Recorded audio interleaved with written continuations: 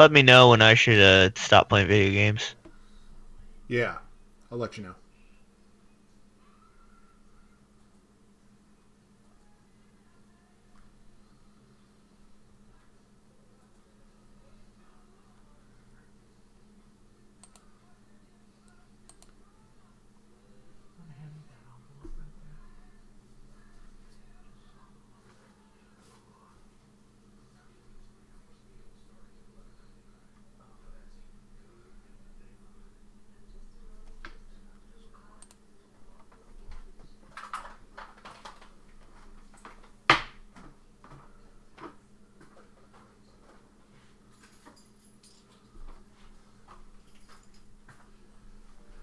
I'll be right back.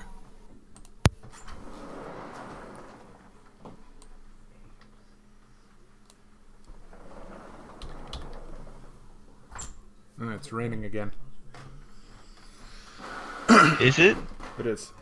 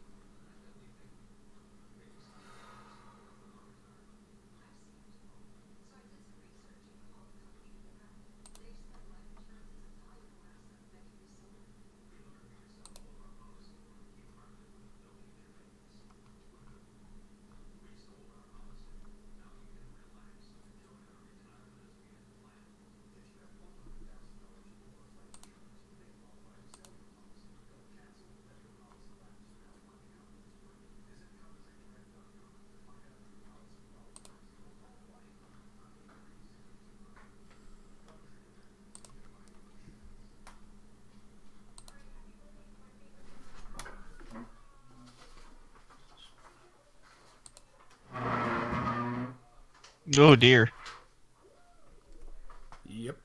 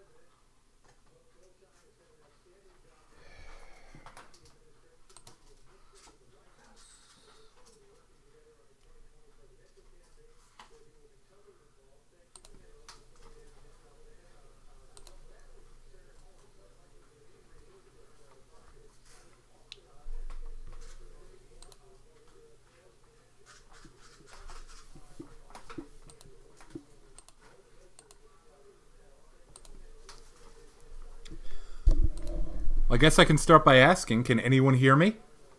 Yeah.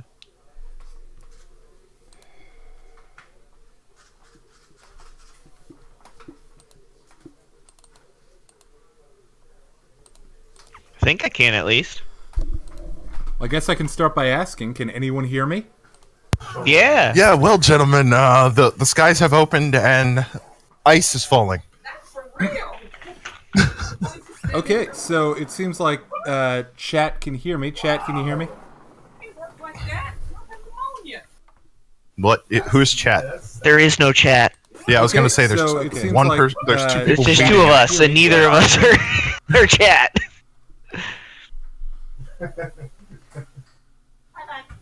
Okay. I don't mean to so be rude, but Can you hear Nobody the home. other members of the call chat? Say who hi, are guys. you talking to? I'm talking to chat. Okay, now. We are chat. No, Yeah, you're no. not. Are there others? Who is it? I want to know. Okay, so they say that they can hear you. Okay, guys, you're in the wrong stream probably. I had no idea how to get that one Oh. to start. So why don't you hop into the Ah, other right one? there. Found it. We were in the wrong one. Oh, look, there's another stream. Oh, I need to mute All right, that. so Okay. the illusion of competence we put here at D6Damage is now forever shattered. Shattered. Right? Hey, you know, this is your fault, mister. I have the infinite mirror open. Oh, ice is falling from the sky. Is my Yes. dog inside? No, of course not. Excuse me one moment. I tried to warn you, buddy. The skies opened up, and the heavens are releasing ice chunks to bombard us. Don't worry, you only take 1d3 damage. He'll love the ring. So sweet. And he'll help you set up on your phone. So he's going to download an app on your phone for the alarm and an app on your phone for the... Oh, wow. So you're gonna see different apps. All right. So you gotta put it on everybody's phone? I'd like to point out that it is raining in Greenland, I just put it in the last month. but it is hailing in San Diego. Right, you are, Yeah, sir. but we all come and go at different times. That's not how it should be. The tech, Anyway, Like, me and my daughter are graveyard workers, and she has a second job in the day, so we all come and go at All right. different times. roll to disbelieve. Huh, that's funny. Oh no, the Necrontier are here.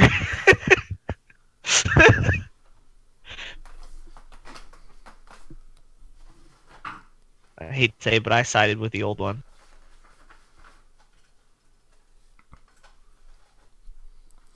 All right, so since we're all in attendance and everyone's here, we are going to be taking Pathfinder and Pathfinder-related questions live. So, what does the chat want to know? We are here to answer.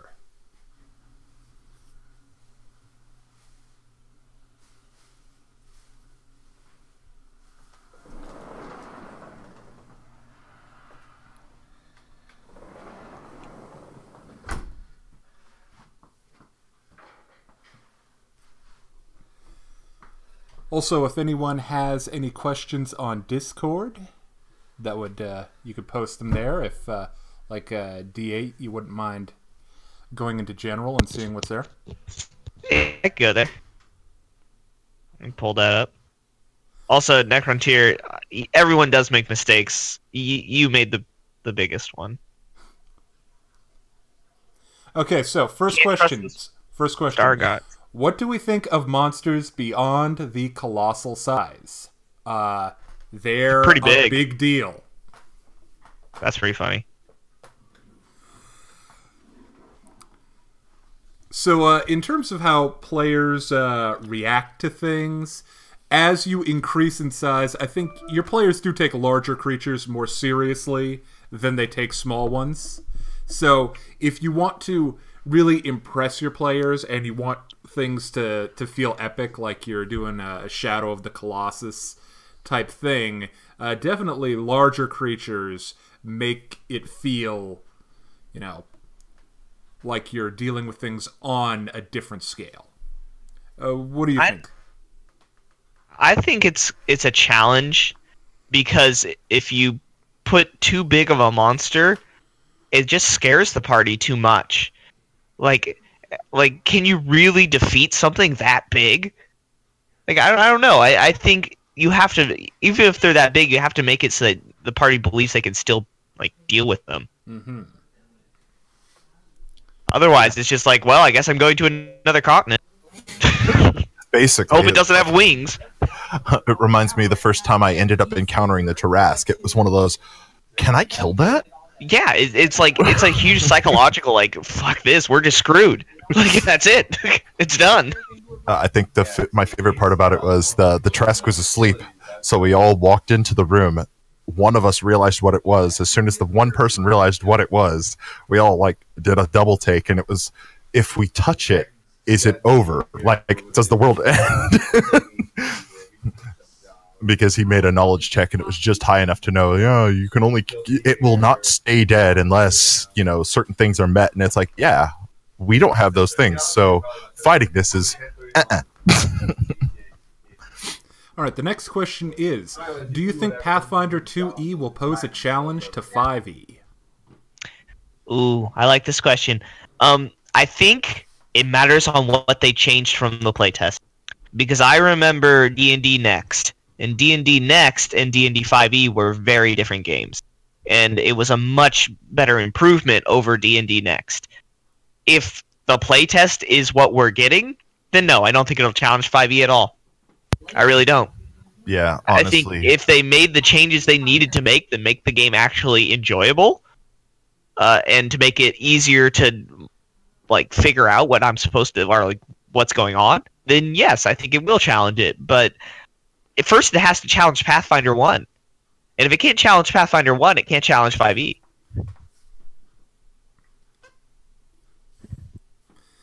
Yeah, I'm inclined to agree. I think that based on what I've seen in the playtest, it's not going to replace Pathfinder 1, at least for me. And if it can't do that, it doesn't really have a hope of challenging 5e. But that being said, is challenging 5e a good idea? Because maybe you don't want to try and compete in that niche. Maybe you want to try and build your own niche. I'll build my own D&D game with blackjack. Yeah, I mean, I think that Pathfinder should continue going with the niche they found of people who wanted 3.5 but a little bit different, some little bit simpler but also still interesting. I think that they're better off trying to pursue an improvement to Pathfinder 1 rather than trying to match 5e. Because the people who really like 3.5 would much rather play Pathfinder than they would 5e anyway. Mm-hmm. And I'm worried that from what we saw in the playtest that they really are trying to match 5e, and that would be a mistake. What do you think, D12? Well, in my opinion, it's going to come down to which game people are having the preference for at the time. Because with the August 1st release date coming up, you're looking at a possibility of people jumping over to the new system and then realizing not enough has changed or too much has changed. Like with our playtest, too much changed in areas that we weren't expecting it to, and not enough changed in areas where we're like, wow, they didn't fix that yet. Yeah. You know? So, in my opinion, will 2E compete with 5E? To a degree, but will people from 5E come over to 2E? Not likely. No, yeah, I don't see that either. I still have hope though, because of the D&D Next to 5e transition. I still have hope that they'll it was like D&D Next, D&D 4E.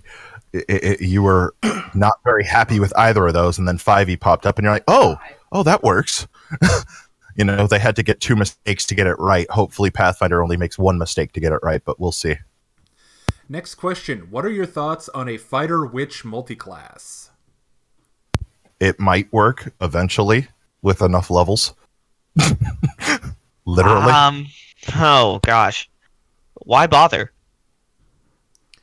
When you could do fighter wizard or fighter sork or fighter warlock. No, not even that much. I just like the witch really benefits from sticking levels into it, and I'd say that goes for most of the spellcasters in general, but the hexes, like the basic hexes, are just not good enough to really be worth it. Yeah, A lot of So the unless better you're going- hexes, like Sleep, they do require you to keep taking levels in Witch, because that's the only way you can beat the normal restrictions on the Sleep spell.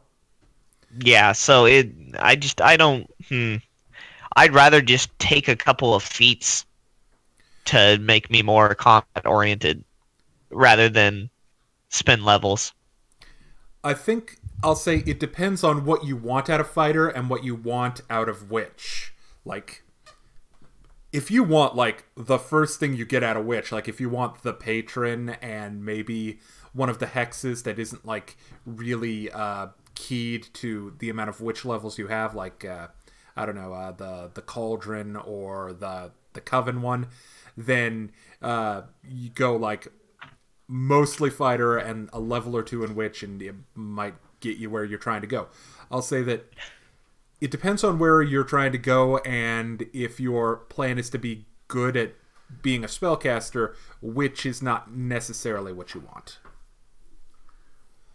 Yeah, if the campaign is not combat oriented, then that is a decent, if not great, class combination, because it gives you a lot of different RP aspects. It gives you stuff that you're pretty much not really a combat oriented class, so you're getting a bunch of stuff to help you there. And then the fighter is your combat oriented class, so it is what it is.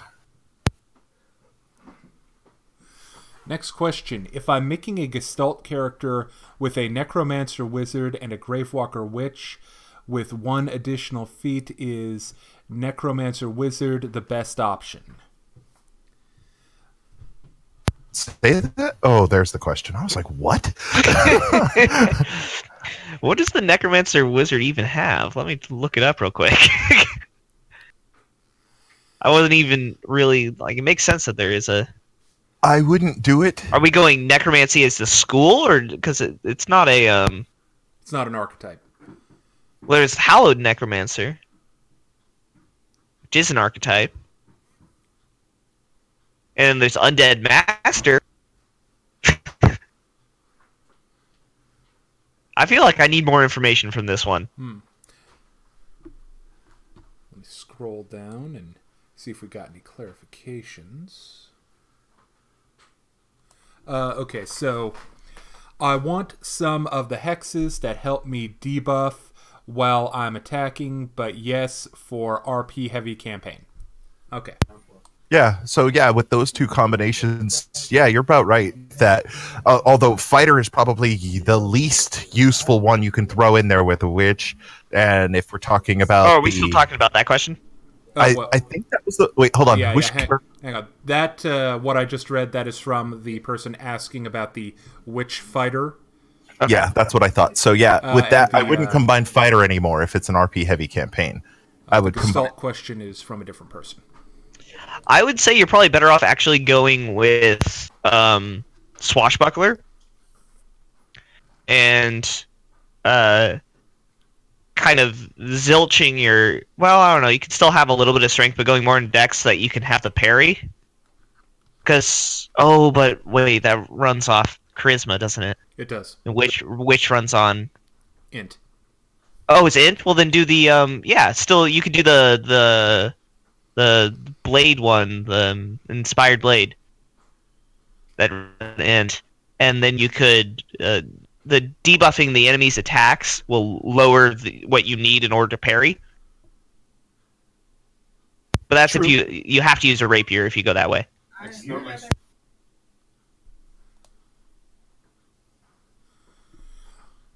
All right, so the Gestalt questioner says, I'm going necromancy to build an undead army. Well, okay, if that's what you want, well then, I think we know a way to get you there. Well, undead master is what I would take. I would not combine witch in that case. I would probably go one of the divine classes to get you multiple types of undead and the ability to control and push away. Maybe clerics. Yeah, cleric is good. You also get desecrate with cleric. You just cast it yourself, and that lets you make bigger, badder undead all at once. Yeah, that's what I was talking about. The undead master will give you command undead as a bonus feat, though, where you treat your wizard level as your cleric level. Yeah. I will say I'm going to go to bat to a certain extent for the Gravewalker Witch here.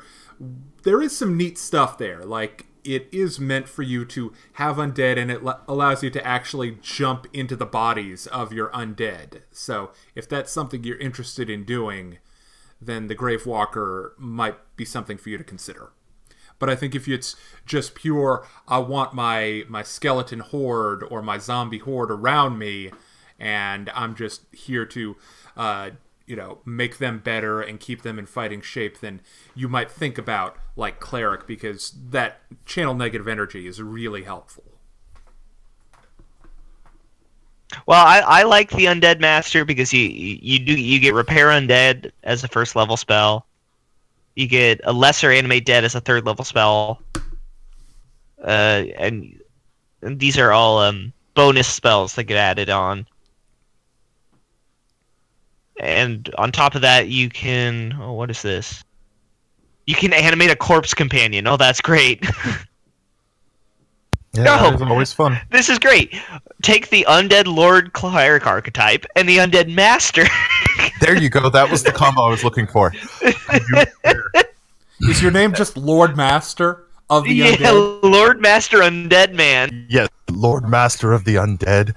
Let's call me Ainz. Lord Dude Master Man. You're quickly approaching comic book level villainy here. Yeah, let's do it. Although he would be really powerful in spurts, but don't let him fight anything divine. Well, his arch enemy is the Paladin. Anyway, that combination might overlap on a few things because I know the corpse spawn functions like the similar thing with the Undead Lord Cleric archetype. Yeah, but the reason those two work great in combination is because he is doing a Gestalt character, not multi-classing. Now, if he was multi-classing, it becomes bad. True. Or is he? Yeah, no. Yeah, he is doing a Gestalt, so it takes the best attributes. Yes, it is. Yeah. Okay. So I would. The reason to go with Witch is for the intelligence. But if you're going all stats into, like, if you're getting rid of your physical stats already and you have room for a high wisdom or some charisma, then I think Cleric might be the way to go. If you really want a full-on undead army.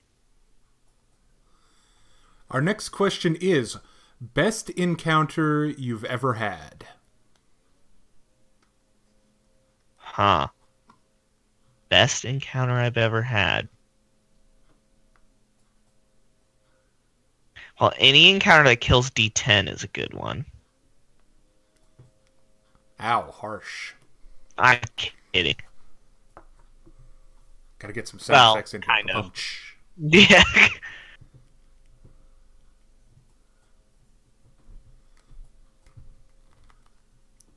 Oh, that's the wrong one.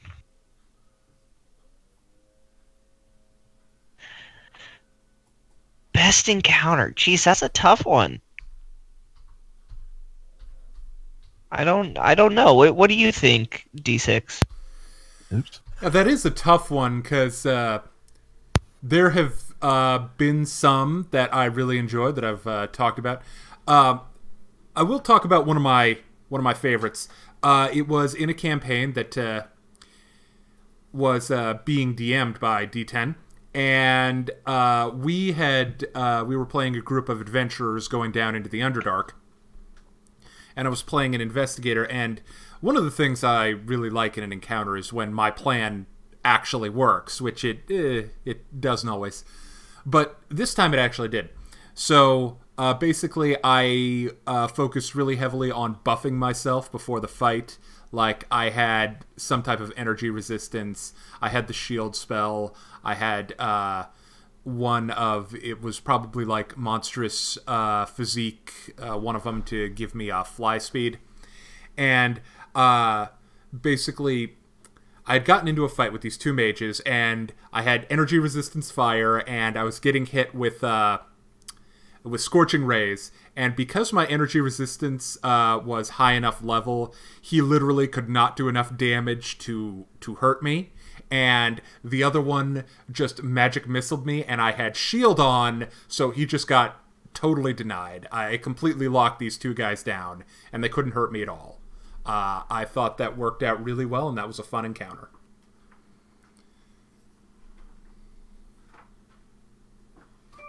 Okay, Aaron, come on. I'm watching it.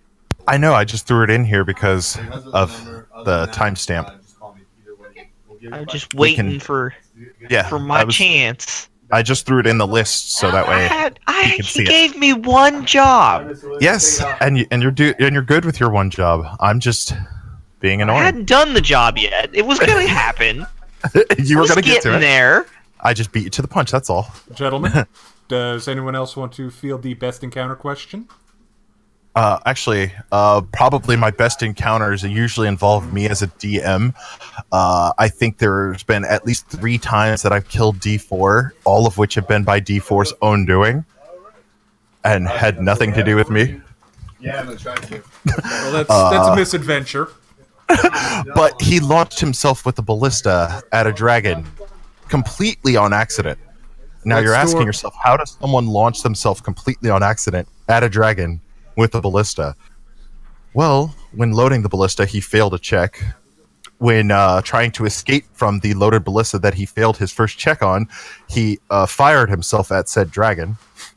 And then while flying in air, he failed the check to grab said dragon and bounced off and careened promptly to the earth. Good times. Good times. I don't know. I've had some fun encounters. I'm not sure I know how to rank them to find a best. I think I've had. It's hard because a lot of them happen when D10 was DMing, because it was so easy to befuddle him, and I found that enjoyable. But that doesn't mean the encounter was great. I really liked when he was trying to have the bad guy have his big monologue, and I just charged the bad guy and tried to kill them. That was really fun. That was very against. That was kind of a breaking of the traditional trope of the bad guys monologuing and we listen. Well, I don't think my character would have listened. You can just charge him. Yeah. But I've equally had some really fun ones. Like the ending of the last campaign we just did was really fun. And we won't do the encounter that D4 had his amazing thing, because he should tell that story. But yeah, we were fighting the last bad guy, and I had created a greater arrow of slaying specifically for this encounter, and I'd waited so long for it, and I finally spent it. The entire encounter was only 3 rounds. Or no, it was only 2, because I didn't even do one thing. So I spent my entire 2 rounds. They were all getting these vampires, or not vampires. They were just controlled elite soldiers. They're keeping them busy while I cast True Strike, and I get my arrow out. And it was very fastly done, but it was really intense because the fight was not going our way, but all we had to do was last 2 rounds. Mm-hmm. And that was, we managed that, and it was really enjoyable that way, because I got to insta kill the bad guy, and that was really fun.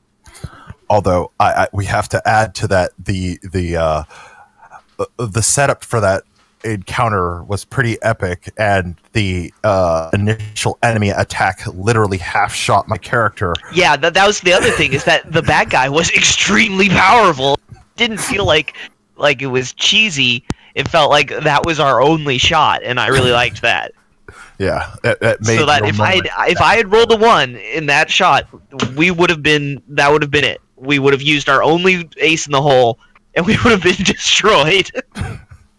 Well, I thought the party worked really well in that encounter. You were able to stop him from. He was trying to sacrifice a high-level paladin in order to create essentially a super undead lich, and you stopped him from doing that, which was very important. And D4 got in there and basically was this huge body blocker, and that all set up D8 for the kill shot, and it was a very good group action. Yeah. I think by the end of that campaign, those last 2 big fights, we finally figured out how to work as a group, Right. which is pretty rare for us. We normally don't, so... A group of individuals is not a group. We normally just do our own fucking things and then somehow bumble our way through it. Yeah, but this time we definitely were fluid and team working. Yeah, that made the encounter all the better. So our next question comes from No. Mike. Oh, no. This is my job. I get to do it. Okay. Fate Weaver 88, also known as Necrontier, has asked, and this is a question very dear to my heart, how would we go about playing a white-haired witch? It has so much flavor, but has an issue with BAB. Would you have to multi-class? And if so, which classes? Well, let me tell you a story. I have a character. Lady? No, I have a character that will be played sometime. I don't know when. I hope it will be played at some point. Called Stranglebeard. The Dread Pirate Stranglebeard. Captain Stranglebeard. He's a dwarf pirate, white-haired witch, who strangles people with his beard. That's pretty much the character. I mean, that's all it is. But I saw that I had this problem too, because the BAB is too low to get improved grapple. And that's a serious issue with it, and frankly, I don't know if there's a way to get around it unless you're doing a Gestalt character. Because you really do need, like, if you wanted to do that, if you just want to do, like, the poking people with your hair, then you're kind of fine with the class as it is, but if you really want to grapple... so, it's a secondary natural weapon. It's not gonna do very much damage, even if you do hit. I know, so, like, if you really... not gonna hit. He really... Oh, and his familiar was a crab named Vice Admiral Pierre, Jean-Luc Pierre, who lived in his beard. I think my only answer to that is you can't do it in a combat-heavy campaign straight off. And unfortunately, yes, you do have to multi-class. What you multi-class with is really going to depend on how you planned on using said hair. Were you going striker? Were you going... Those things will affect which class would be better to multi-class. It seems to me that monk might be a good idea. Yeah, monk starts off as a really good idea. Because you automatically get improved unarmed strike, which is a requisite for grapple, I think. Mm-hmm. Isn't it? For improved grapple? Yeah. Yeah. So that'll give you that. And if you do Unchained, they have full base attack bonus. I think you can use Tavern Brawler, if I'm thinking the right system for that feat. No, you're not. Okay, I'm thinking 5e for that feat. All right. I think that D12, you raise an excellent point that a lot of it is going to depend on the campaign you're in. Like, if you're in something like one of the conspiracy cloak and dagger type campaigns, I think that if you have enough imagination with, like, what you do with the hair, like getting it to steal items for you, like when you're pretending to have a conversation with someone else or stuff like that, then maybe you can do it. But if you're doing a traditional dungeon crawl, we're getting into fights all the time, you're just not going to keep up with everyone else. And that's unfortunate. Now hold up, everybody, because now I'm looking at the feats and I'm not seeing a base attack bonus requirement. Now I'm confused about what it was that required a base attack bonus. Which part were you doing? The pin? Or were you trying to go with the grapple for the strangle? Because improved grapple just needs improved unarmed strike and dex. Okay. So yeah, it does need improved unarmed strike. It does. And what But is improved unarmed strike needs nothing but BAB needs of 1, nothing. right? Yeah. So now I'm confused what it was that I was. I think Finding so because impossible to get past. Yeah. I think it depends on what level you're trying to make. The Is it character Greater at, too. Grappler? I think it's Greater Grappler. It's Greater Grappler. Greater Grappler has a base attack bonus of +6 you need. Yeah, which is really hard for the witch. Well, it's practically impossible. You have to be like level 15 before you get it. It's nuts. Anyway, our next question comes from Mark Skorashok. I hope I'm saying that right. What class can do the most melee damage? That's a trick question.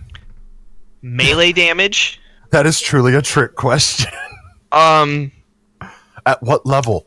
It also matters on how you want to do that melee damage. Because if you're talking precision damage, then your sneak attacks are the way to go, though you have to have a reliable way of getting them.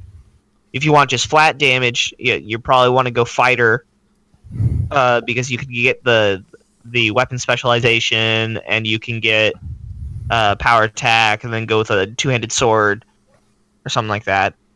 If you want... If you really want the best DPS, and my friend and I ran the numbers, we found that an archer ranger at the same level as a two-handed fighter outputs slightly more damage.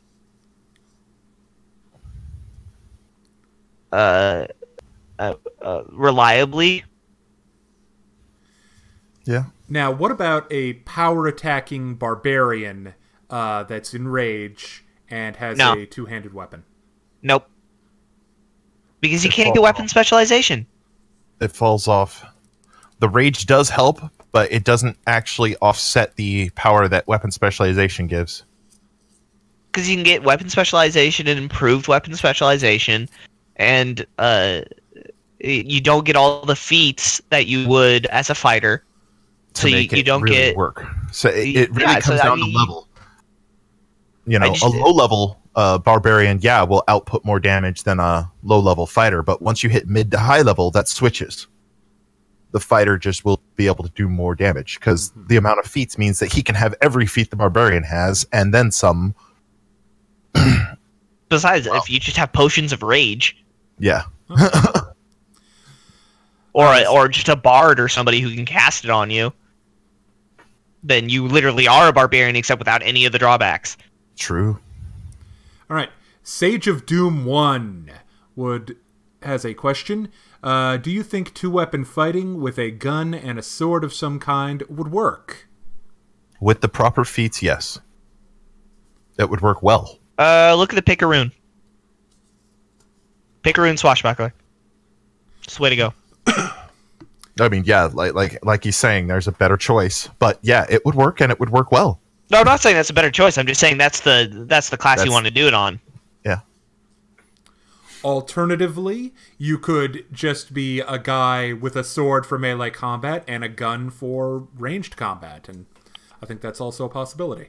I agree. Well, I personally would never run a two-hander with a gun. That's stupid. But if I were to do it, you'd take Picaroon because you get proficiency with one-handed firearms as well as your things. Your panache goes if you get it applies to your firearm as well as to your regular weapon. You get melee shooter, which is a swift action wielding both a light or a one-handed piercing weapon and a one-handed firearm. You can spend one panache point to avoid provoking attacks of opportunity when you shoot with your gun. You lose parry and riposte, unfortunately, but then you get quick clear, which is the same as the gunslinger thing. Mm-hmm. But then you get you gain the benefits of the weapon finesse feat with lighter one-handed weapons. Also gain the effects of two-weapon fighting feat as long as she's wielding a light or one-handed piercing weapon in one hand and a gun in the other. So literally what you're looking at is Picaroon. That's a best class for it, but it's not required. It's just the best class for it. It's set up pretty much to do exactly Well, what you it's want. the class is built to do what you want. Mm-hmm. Our next question comes from Necrontier. Have you played occult classes, and how would you go about convincing a DM to allow occult classes when they're worried about the feel of the AP? I'm just sort of assuming you mean RP.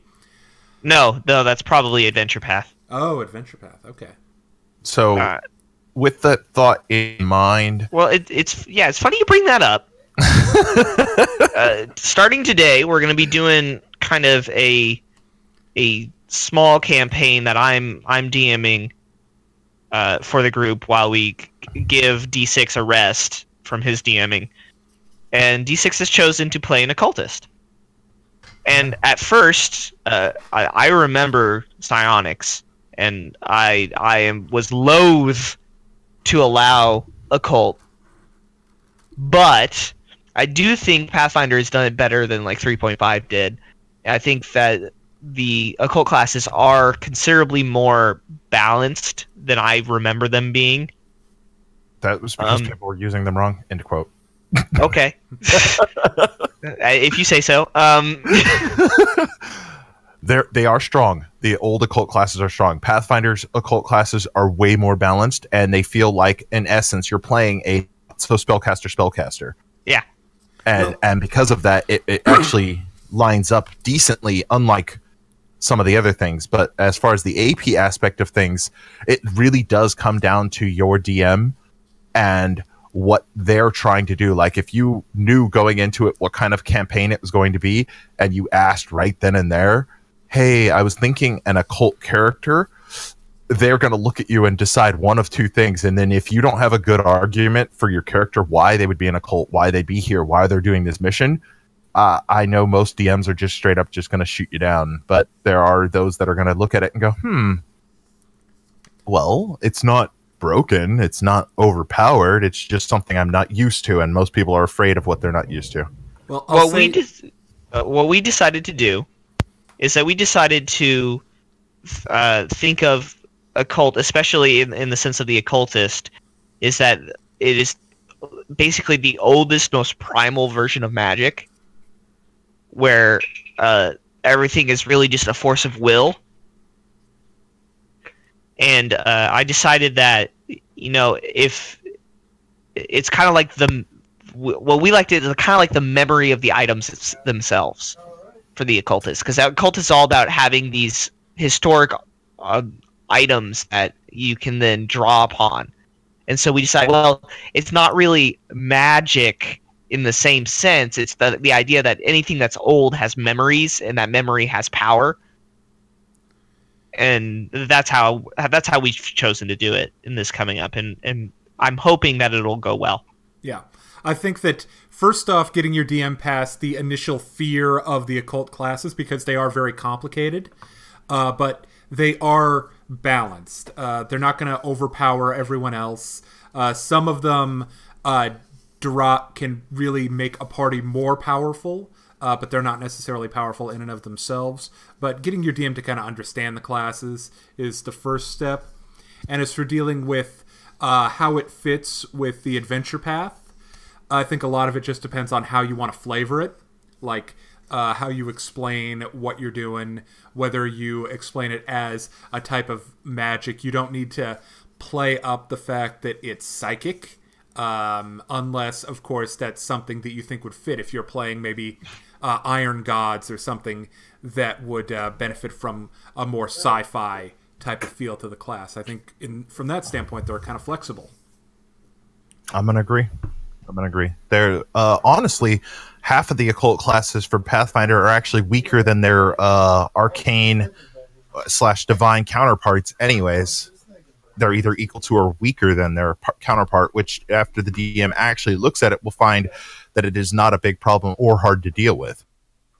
But you have to get them past their fear of new and unknown.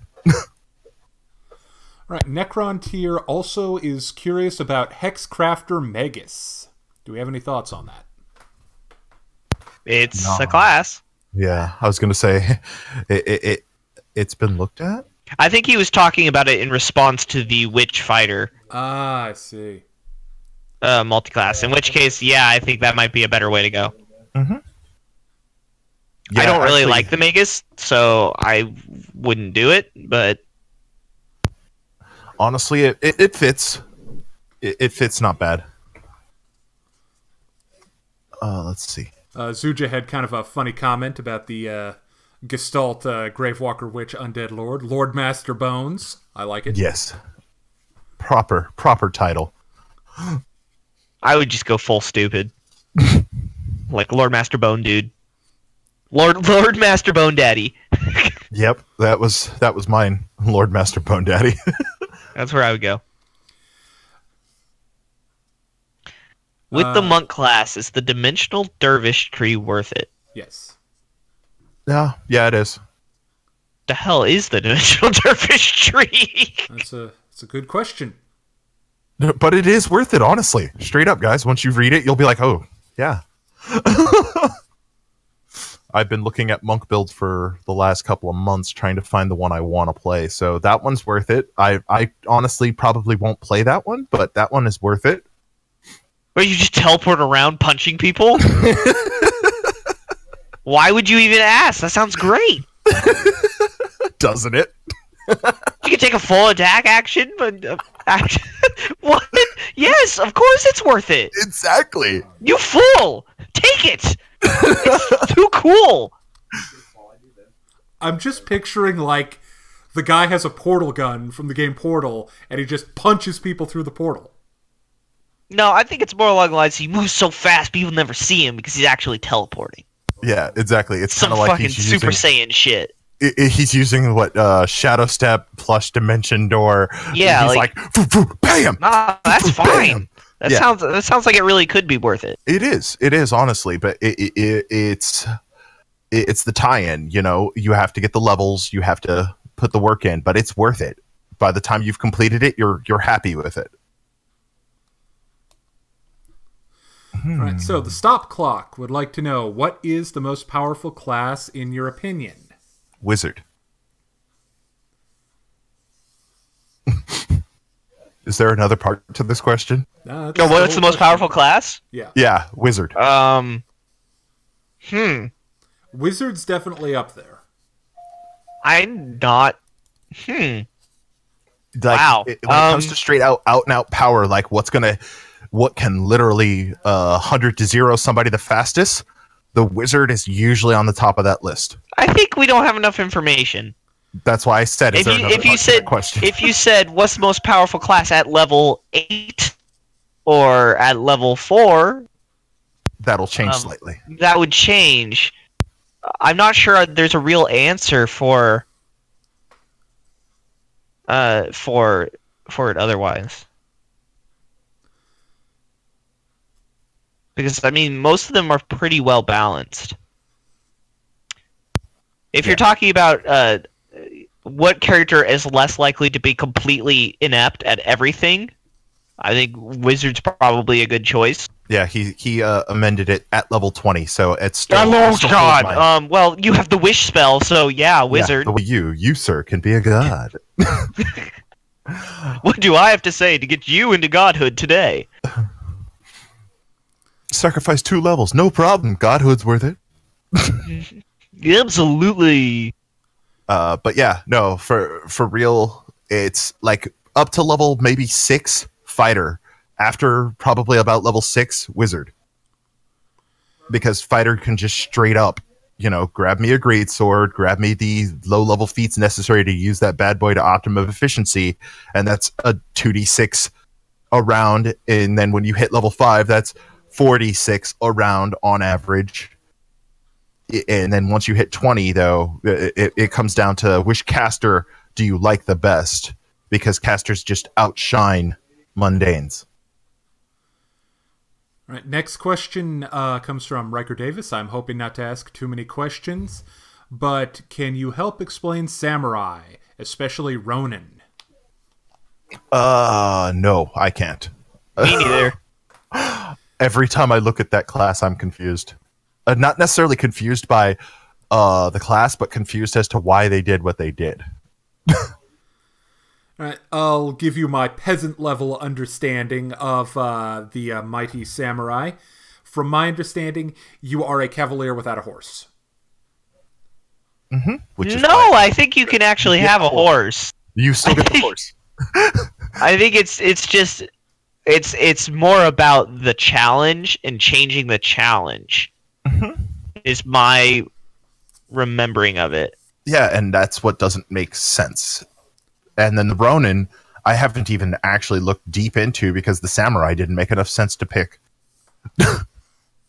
So I can't actually give you any info on that without running over there to look. Sorry, Yeah, my man. you get a mount as a samurai. Yeah, that is a good question. Would we be willing to do a video about the samurai / Ronin? I don't know. It would take some time, and honestly, someone who would really want to do it. A moment? D6 might. The Ronin isn't even a samurai archetype. It must be a cavalier archetype. It's probably a cavalier archetype, but that's actually kind of funny that it's not a samurai archetype. Yeah. Ain't no 1 second at all. Hey, what's going on here? Cavalier.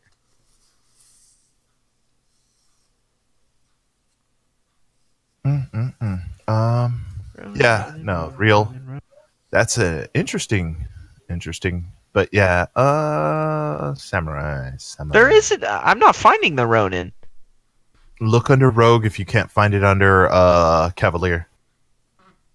Here, let me just search Ronin. That works too. Because I remember seeing it. I thought it was under rogue, honestly. Oh, it's a swashbuckler? Really? Maybe this is third party. Let me check. Yeah, this is third party. Zula says it might be an order, so check there. Order of the Ronin, which would be weird. Yeah, it's a samurai order. It's Okay, the Ronin knight. It's the knight errant. Zula, well done on that. Yeah. Or Zuha. No idea. I don't know. I'd have to really spend some time looking at it. Our next question comes from Brandon Briggs Ellington. If you three created the best Gestalt characters you could, what classes would they be and why? Well, I did in 3.5 make the best Gestalt character there was. However, in Pathfinder, I have yet to actually even attempt it because Gestalt technically doesn't exist. Technically. Well, it does. I say technically because no one ever used for 3.5 was Warlock Monk because I basically ran around as Ryu, Ken, or Akuma and fireballed people while teleporting around the battlefield and then dragon kicking them to wherever I felt like and doing massive amounts of D6 with my unarmed strike along with the Hellfire or whatever it's called that basically lets me put my Eldritch Blasts into melee attacks. It was brutal. It was powerful. As far as combat was concerned, there was no stopping me because there was no barrier I couldn't bypass unless it had an anti-magic zone, which only affected half of my abilities. I think I would go with the kind of a keep it simple, stupid strategy of just putting together fighter and wizard. Because you get the best of the physical and the best of the magical all in one. Yeah, not a bad choice. Huh? That's a tough one. I don't. It's something I would like to do a lot more research on. I would probably do it based off idea rather than the best I could possibly do. But I think if I wanted to make the best possible thing I could probably do, I would probably. Well, I know what I would want to do is I'd want to do like a monk. Like a monk and then Blood Rager or something. Not a bad choice. But I think if you want to make something really dumb, you do like monk and wizard, or monk and sorcerer, and you just be like you like hold person or something. Or are you basically just, force people to fail saves and then just walk up and just poof, they die. Palm. Yeah, just like, hey guys, poof. Heart Ripper technique. Yeah, like Rogue is like, also another really nasty one. Anything that I would probably do something with monk and then one of the casters to try to make it so that they couldn't possibly pass their saves. Yeah. That was why I liked the warlock aspect. There was no save involved. It was just my hit, your damage. Nice talking to you. But yeah, I can understand that one, and it makes perfect sense. Honestly, there aren't really too many bad Gestalt combinations. Just kind of try to stay away from double dipping into the same type of character. So if you're going caster, don't go caster. Other than that, I mean, you could go mundane. There's some really nasty, nice combos. Fighter rogue, monk with just about anything. Hell, if you can talk it with your DM, rogue with any spellcaster getting sneak attack die on spells can be absolutely nasty in the first range increment, as long as they're within 30 feet. You're talking massive amounts of just either damage or ability damage, depending on how you run it. There's a lot of good combinations for Gestalt, so unfortunately there's no good answer, but I hope you liked our answers. So, technical question. I'm looking at the screen here, and it's doing this weird spinny thing. Did the stream crash? No, it's still still going. Okay. Good. Your half of it is doing the infinite window, and as long as the infinite window's up, your thing is having a heart attack. Okay, got it. Well, it's because just it's gonna trying have to to load deal, everything. All right. So, the Necron tier has another question. How would you run a Lancer, assuming you can't play a Centaur? That's a safe assumption. Which class would be best? Well, son, Class. why wouldn't you go Cavalier? Seriously, though. If you didn't want to do pure Cavalier, which I would recommend just doing pure Cavalier, I would run half fighter with the Dragoon. That's a good one. I think that was the one I did. But basically, I would do Cavalier, and I'd probably just do a horse. Yeah. Simply because there's not really much need to do anything else. And because I like the purity of just the soldier and the horse. I might go something a little Dragoon. off. Yeah, Dragoon gives you mounted combat and skill focus ride as that first level thing, which is what's really nice about it. And then you get the weapon training on the spear group. Yeah. Which Lance is in. Yeah, which Lance is in. And then, if you just wanted to, I would definitely take the Cavalier at least to get the super duper charge. Yeah, the Cavalier's best. The Dragoon also gets the spinning lance, which allows you to use the butt end as a club, which is nice. Which is really dope because it gives you something to use when they're up close. And then at level 11, they get the dumb piercing lance. Went with a paladin, because you could smite, and you could also get the divine bond as your mount. Yeah, could. Paladin. Honestly, my first Lancer was a paladin. That one was nasty. I think the second one I did was a fighter, but those were both in 3.5. So, frankly, I don't think you can really do better than the Cavalier's charge. I mean, the Cavalier and the Paladin have the best, because the Paladin has the straight up let me add some smite to that, and the Cavalier has the I don't need to add anything. I'm just a uber badass. Well, all you really need is if you slap 3 levels in Cavalier's charge, to Cavalier, you get the Cavalier's charge, which gives you the +4 bonus on melee attacks on a charge while mounted instead of the normal +2, and you don't suffer the penalty to AC while charging. And then you could go the rest into Dragoon to give you the bonus damage from the weapon training, and then you can get weapon specialization and all that good stuff. You'll lose out on some of the fun stuff from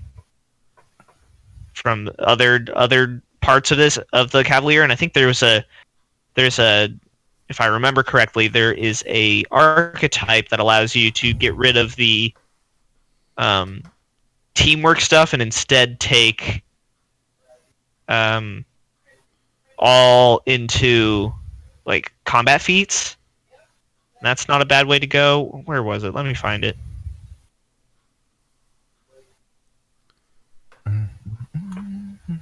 Yeah, it's a gendarme, where you your bonus feats you can instead take to combat, power attack, ride by attack, spirited charge, spring attack, and unseat instead of tactician, greater tactician, master tactician stuff. Mm-hmm. Yeah. So I think when I did it, I combined gendarme with the dragoon, and unfortunately, we didn't continue that campaign far enough to get the character where he could have been. Fun stuff. But that's how I would do it. I look forward to going back to the Cavalier one day. We have another question from Brandon. How do you get around the Mesmerist Eye ability?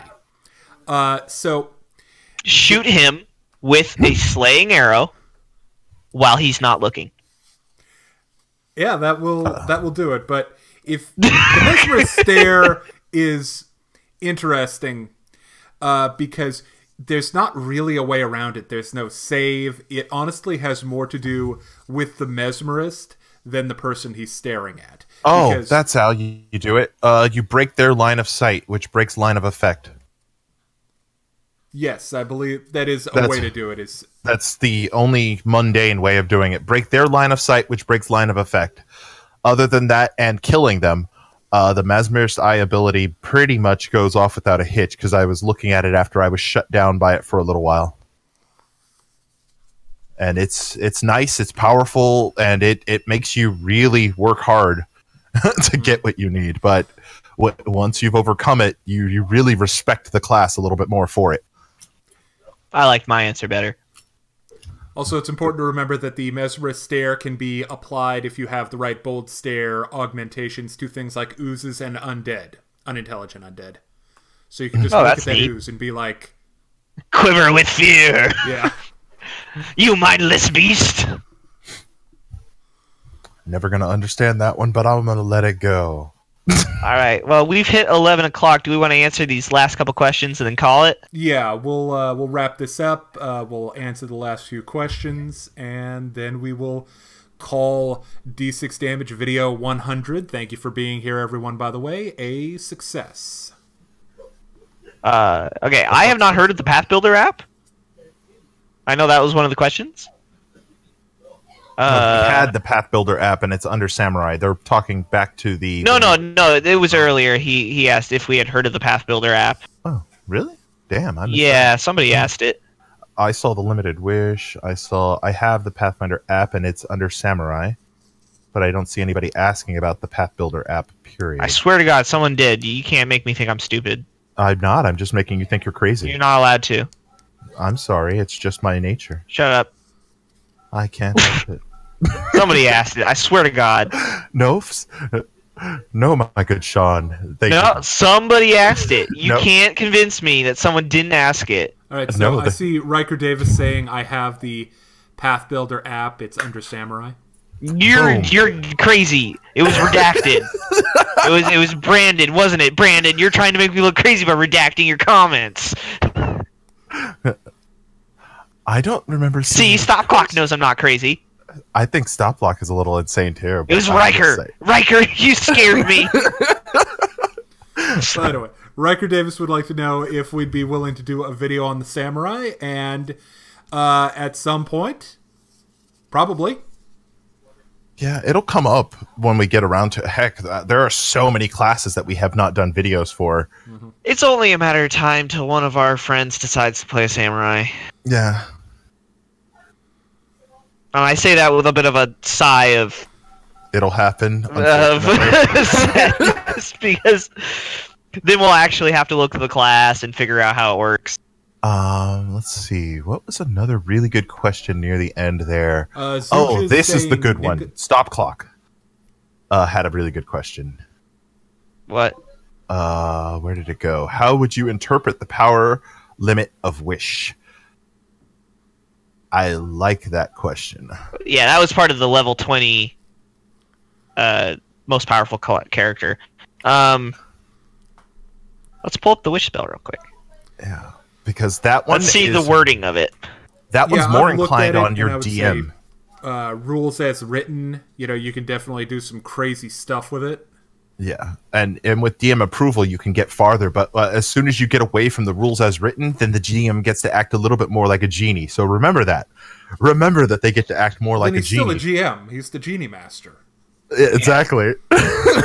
Even though wish, technically, you're not summoning a genie to grant your wish, but wish might as well be, if you go outside of what's written here, you're technically asking a genie for it. Good luck. Yeah, I think the player has the right to ask anything, but The GM has the right to refuse everything. they also have the right to make it backfire as much as possible. Oh yeah, especially if they think you're doing it just to offset something. Yeah. A lot of GMs will just be like, okay, well, this is what you wanted, and here's what you're getting. I hope you're happy. And you're like, oh, I should have thought that better. Right, Zuja would like to know about ninja/monk. Love it. Absolutely love it. I had way too much fun with those two classes as separate, and putting them together. If I could do it as a Gestalt, I would do it in a heartbeat. However, as a multi-class, it makes it a little bit harder.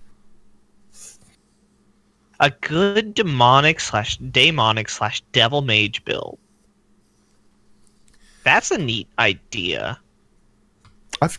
Oh no, I didn't do the devil. Well, I think mage, with that, did you I? definitely have a lot of cool options. Like, I was looking through the Book of the Damned, like you do, and there's a really neat archetype. It's not an archetype; it's a prestige class. For daemons. Yeah, for daemons. Yeah, I And would you do summoner and go into that. Ooh, that one's not a bad choice. Not a bad choice. I think if you wanted to do something like Wizard, you've got the Arcane Discoveries with like True Name, where you learn the true name of an evil outsider, and you can do some cool stuff with that. Because you can do neat things like summon imps and quasits and ask them questions and improve your standing in the infernal hierarchy or lowerarchy, depending on how you want to look at it. I like hierarchy. I do believe that the heavens are in the wrong place. Yeah, I would do. There's the Darkfire Adept Prestige class that goes really well with the Summoner. I really, honestly, would love to just take the time and break that one down, but I think realistically, there are so many good builds that we would have to take our time and really like that.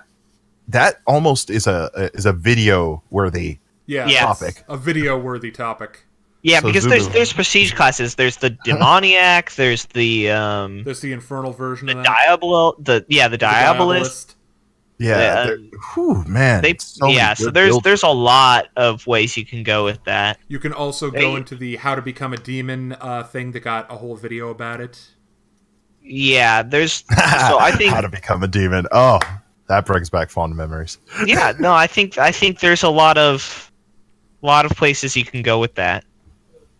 I think there's a surprisingly large amount of ways to do a good a build that'll work really well doing that. And I think maybe we should do another video on that. That'd be fun. Yeah. Riker Davis, to answer your question that was right under that, the answer is yes. And that's how you deal with the demon summoner. Exactly. Smite with your fist. Yeah. I cast fist. Exactly. That was exactly my thought. The paladin cast fist. What? It was super Die effective. again, Wraith Lord. But yeah, the question was, would a paladin monk be able to smite with his fist? And the answer is yes, because it counts as a weapon for him along with a natural weapon. And as smite is worded, you can smite with it. Dragon style monks. Yeah, it's pretty good. I wouldn't do it, but it's not a bad style for them. Just yeah. in my Any opinion. chance of future streams? Yes. I would say so. Yeah. I think this was fun. Yeah, these are a lot of fun. They're different than a polished, produced video, which is really just kind of a sit-down record session. This is a lot more exciting, I think, than those, which are very planned out. freeform videos are always a little bit more interesting because you end up with the questions you didn't expect to have to answer or find answers for, and that makes the game and the video far more entertaining for both or all parties involved, because someone may come up with a question that you never even thought to ask, and getting the answer to that may change a build that you're working on or change something. It's freeform is so awesome. Dynamic. But after the Kitsune, which is Elton's question, that was the last question we planned for. Yeah. So for a Gestalt, Kitsune, Unchained Rogue, Arcane Trickster, Demonic Bloodline, Red Dragon Sorcerer, is the Kitsune tail feat worth the investment? The answer to that, unfortunately, is no, even though it should be. The Kitsune tail feat is rarely worth the investment. Only for something like a fighter that gets a lot of feats is it, I think, really worth it. Usually. Yeah, especially if you're running a rogue, because you need a lot of feats to make getting the sneak. You need like improved feint, or if you're not doing improved feint, then you're going to want things like mobility or anything that's going to get you into the ability to use your sneak attack. I'm not sure why you're combining the Red Dragon with the Arcane Trickster, but regardless, those the tail feat doesn't fit in. It just won't. It doesn't synergize well enough, and it doesn't make up for what you're losing in potential power and abilities. I just think that you need your feats too much. Yeah, a full video on Gestalts? No, too many options. Anywho, we're hitting that time. Yep. Let's just do this last one. What is a build you think you can't pull off? Oh, wait, as a player? Can't pull off. Like, or is he asking that as a player, Yeah, or is that? Yeah, I think it's as a player, or just something you can't make work. There's nothing I can't make work, but it depends on the setting involved. Like, if we're talking combat Depends on how settings, much we want to break it to make it work. Yeah, there's no. I made the Magus work, and I didn't think I could. Right, and I've made the Witch work once, and I didn't think that was going to work. Now, did it work as well as it could be expected? For a Witch, probably, but as far as the other characters in the party were concerned, I was almost a weak link, but I was very helpful at buffs and debuffs, and that's all that matters. I think with enough time and enough willpower, you can make any build work. Yeah. I think it can be difficult. It might not work perfectly, but even my the Dread Captain Stranglebeard, if I really, really wanted to make it work, I'd make it work. Yeah. Well, I think that in order to make certain things work, you do need to kind of let go of what you wanted out of it, or the original inspiration. That tends to be kind of a big stumbling block for people, where I had this idea and it looked so great in my head and it was going to be so cool, but I can't make it work on paper. And you just gotta take the things that you think you need and say, if they're not working, they don't belong here, and we're gonna build it again in a different way.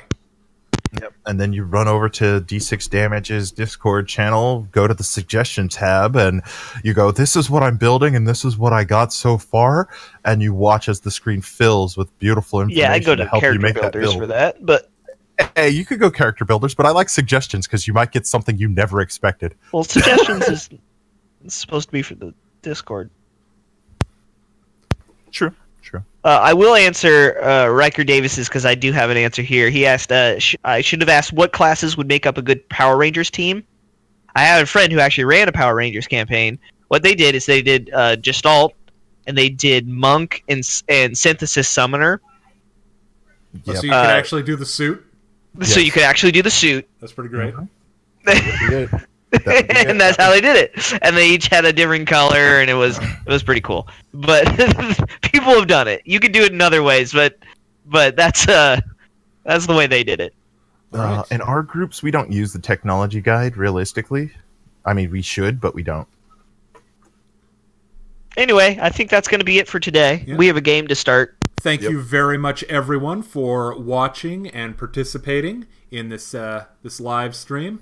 We plan to do more in the future, and congratulations to all of us for video number 100. Yeah, baby. Video 100. Everyone, We're happy you guys could join us here.